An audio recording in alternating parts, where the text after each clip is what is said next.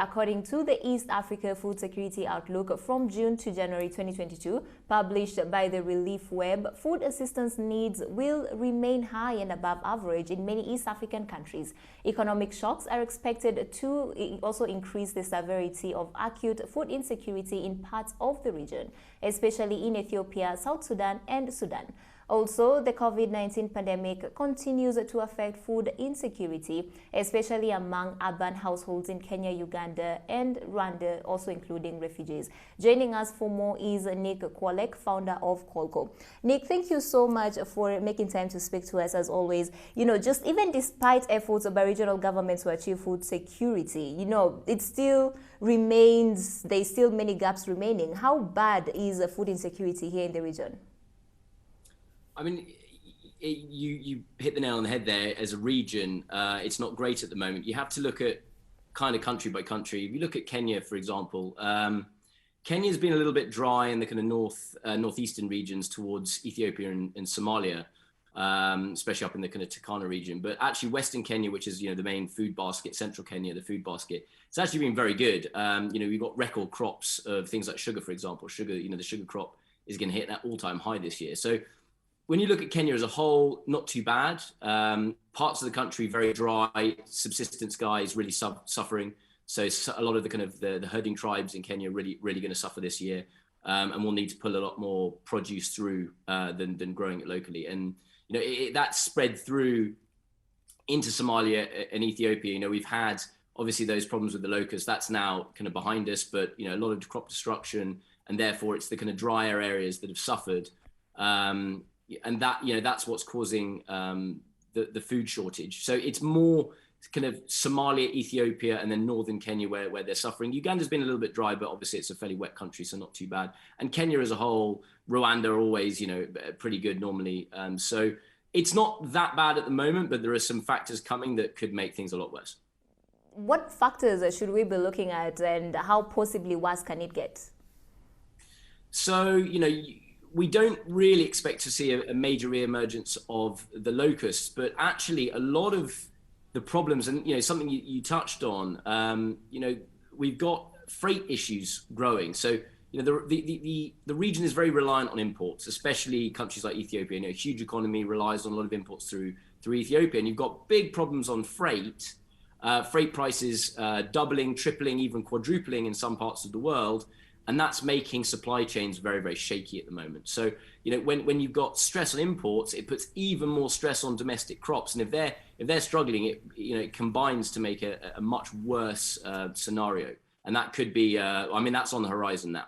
Yeah, as you touched on, the freight prices there, the rates are moving more than doubling, making it harder. What does it mean for Africa? How are commodities moving around? Yeah, commodities always move. Traders, do what they do best. We do what we do best. I'm a trader myself, so we do what we do, and we get things from A to B. But it's I would say in the last 15 years, it's the hardest time I've ever seen to move things around. COVID-19's made things a lot more difficult. It's made things a lot more expensive. There's less containers in circulation.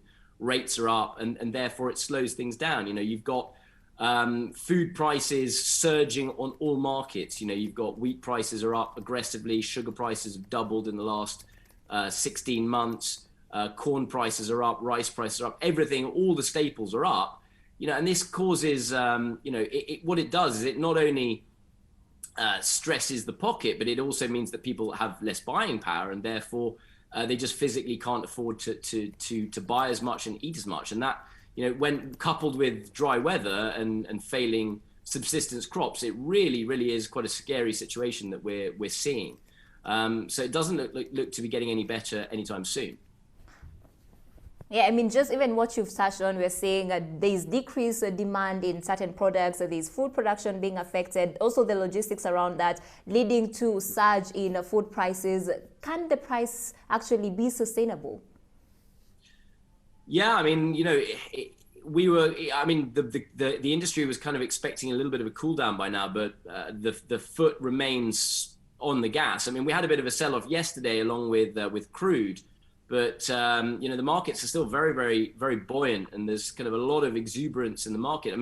if you look, I was looking at my charts this morning, and really we are, the end of 2019 was a new commodity super cycle, and that puts strong upward pressure on commodities for up to 7 years. So we could see prices sustained. Freight doesn't look like it's going to go down anytime soon. The freight market is very choppy. It's up one week, down the next, but it's small movements, but in the general upward direction. I mean, I've never seen freight this high in my entire career, and it doesn't look like it's going to ease off for at least another 9 to 12 months. Yeah, some of the conversations that we have been having in the past 1 year or so is even looking at accelerating progress in the development of resilient food systems, not only just here in the region, but on the continent at large. But how best can it really be approached? What should we be considering? And we've touched on this in the past, Fiona, in past interviews.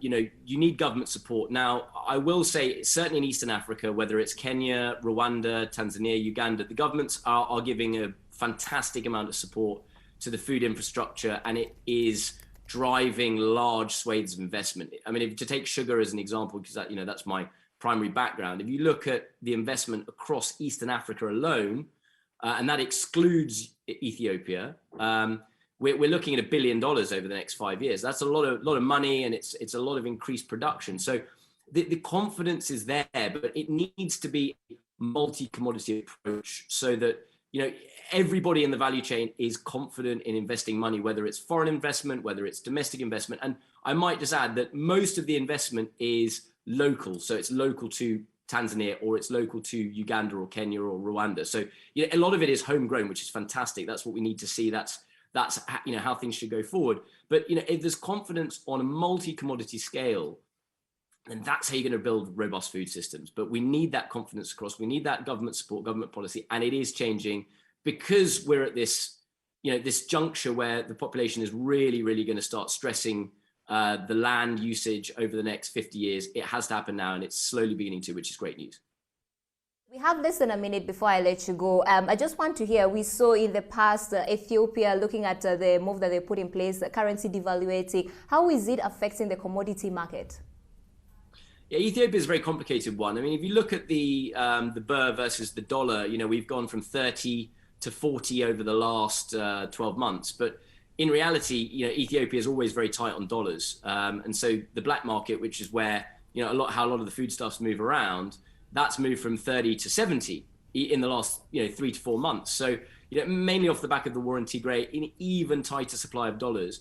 A lot of foodstuffs come through the port of Djibouti, and that is a dollar-based economy.